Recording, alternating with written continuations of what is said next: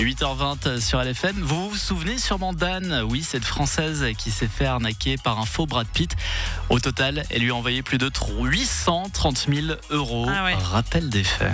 Anne, 53 ans, a cru qu'elle avait une liaison amoureuse avec Brad Pitt. Un faux Brad Pitt, qui l'a arnaqué via Internet pendant 1 an et demi. 830 000 € envolés. Le plus gros montant dérobé dans ce genre d'affaires. Eh bien, les actus se suivent et se ressemblent. Cette fois, c'est aux États-Unis que ça se passe. Léa, 47 ans, a succombé au message d'un faux Martin Anderson. Alors, si vous ne le connaissez pas, c'est un des acteurs de la série Grey's Anatomy. Je vois que Julie est en train de s'exciter sur son clavier pour voir à quoi il ressemble. Ça te parle ? Eh bien, pas trop, non. Eh bien, sache que cette Léa a été approchée sur Facebook par l'agent de Martin Anderson. Ah, bien sûr, oui. L'agent très sympathique au demeurant les a mis en relation et c'est ainsi qu'a débuté cette romance virtuelle. 2 ans durant, ils vont discuter, se draguer, se confier. Le faux Martin Anderson lui enverra des messages vocaux créés par l'intelligence artificielle. Tout ceci a été ponctué, évidemment, par des virements d'argent. 30 000 € pour un jet privé, 10 000 € pour le sortir de prison, 12 000 € pour des cartes cadeaux. Wow. Au total, elle lui aura versé la somme de 360 000 €. Évidemment, en contractant des prêts à la banque, c'est ça le plus triste.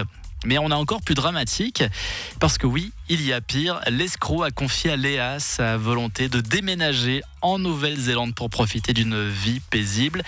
Léa, qui habite aux États-Unis, qu'est-ce qu'elle a fait ? Elle est partie. Elle a déménagé en Nouvelle-Zélande. Ah waouh, ouais. Qu'est-ce qu'on ferait pas par amour ? Donc le 31 janvier, date à laquelle son amour virtuel devait arriver, sans surprise, personne à l'aéroport. Et son excuse, il a été transporté d'urgence à l'hôpital en Afrique du Sud où il se trouvait pour un tournage. Et donc Léa, elle s'est rendue compte de la supercherie grâce à un ami qui lui a envoyé un article de journal. Et dans cet article, qu'est-ce qu'on apprend ? On apprend que Martin Anderson, le vrai cette fois-ci, était bel et bien en Nouvelle-Zélande pour un rassemblement de vélos.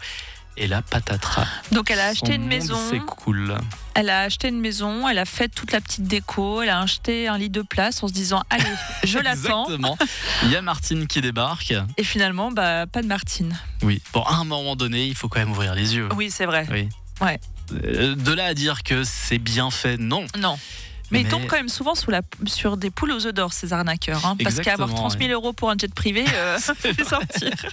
Oui, non, mais elle a contracté des prêts, c'est ça le pire. Ah oui, donc c'est ça. Voilà. Ne vous faites pas avoir. Et puis allez voir, il y a plein de vidéos avec Icop François, le fameux policier sur Internet, notamment sur lfm.ch. LFM, le 6-9.